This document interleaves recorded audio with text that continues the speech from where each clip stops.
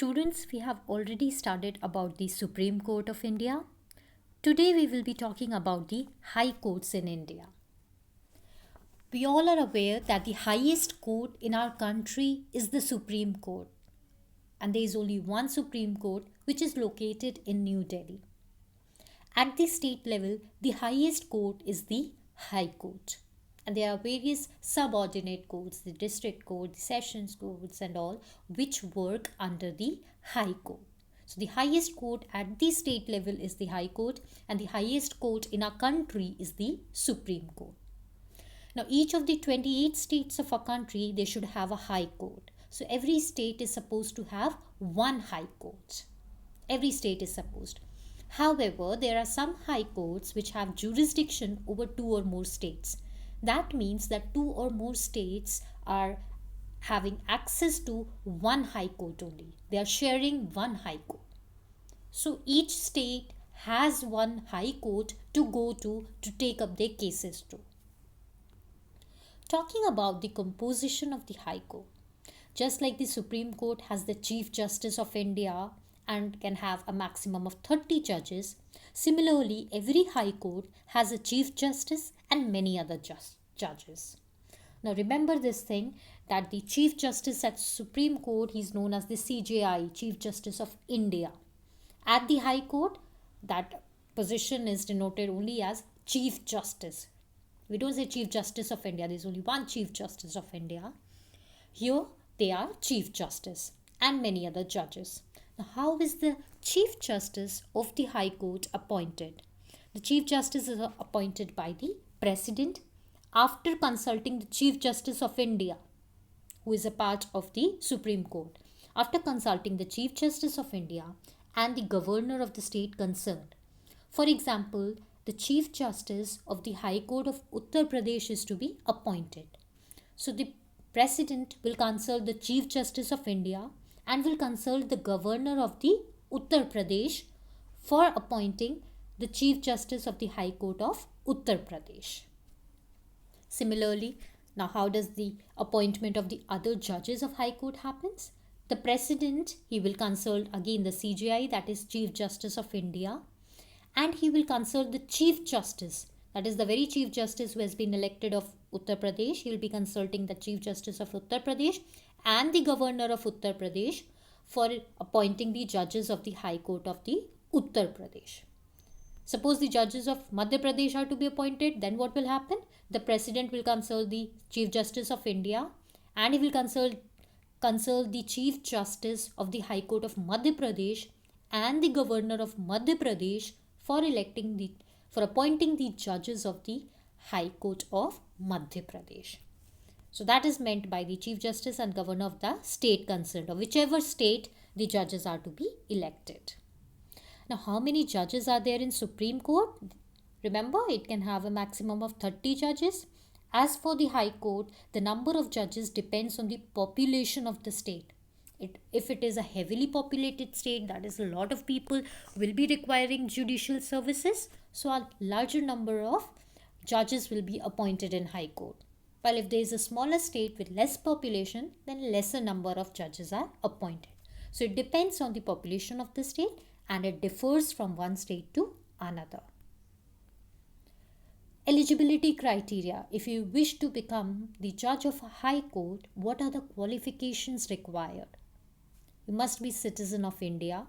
You must have held a judicial office in the Indian territory for at least 10 years. So for at least 10 years in India, you must have had a judicial office.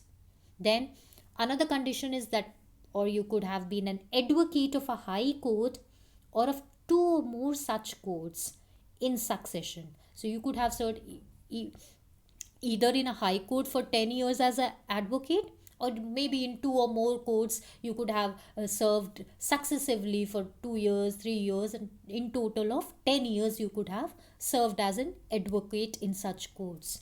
For how many? For 10 years. Then you become eligible to become the judge of High Court. So you must have had the experience of 10 years as an advocate in High Court or any such court. Term of office.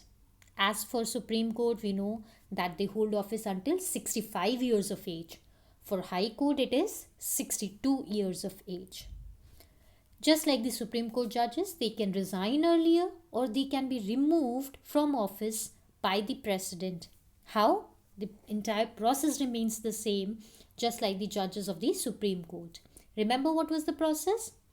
That in both the houses of the parliament, Lok Sabha and Rajya Sabha, a resolution will have to be passed separately saying that we want removal of this judge. Then in a particular house, the majority should have voted the resolution, the majority of the members of that house, and two-thirds of the members present and voting should also vote out. Only then that judge can be removed. So similar is the procedure here. Powers of the High Court. What are the powers vested with the High Court? The High Court passes judgment on both civil and criminal cases. Criminal, like, murder, conspiracy, and such cases. Civil, any domestic dispute, property related, and other such issues. Then the High Court also hears cases brought to them for the first time, the original cases. Just like Supreme Court has original jurisdiction, similarly High Court, if there is any case which is for the first time brought directly to the High Court, then it can hear such cases. What kind of cases? Like regarding the fundamental rights of a citizen.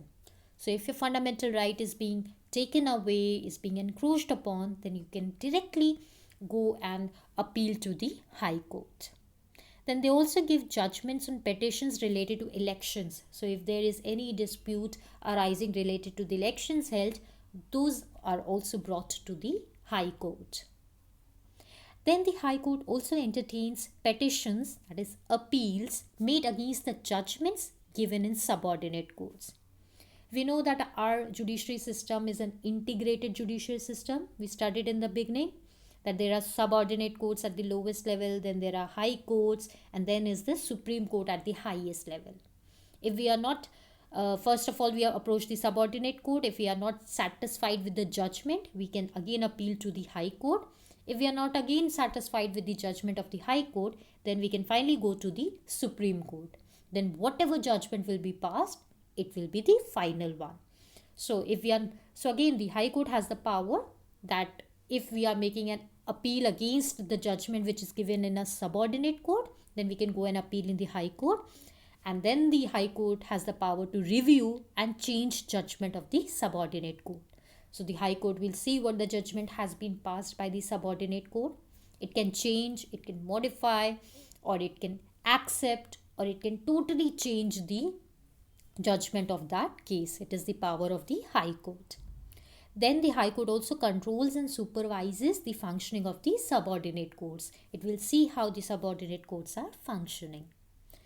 Then the High Court also keeps a record of the subordinate courts, how the proceedings are going on, what are the judgments being passed. That is all kept in record, is maintained of that, so that these records could be used for references in future cases. So if in future similar cases brought again in the subordinate court, they can refer to any earlier judgment that has been passed on a similar case. So all these records are maintained for reference for the subordinate courts in future cases. So these are the powers of the High Courts.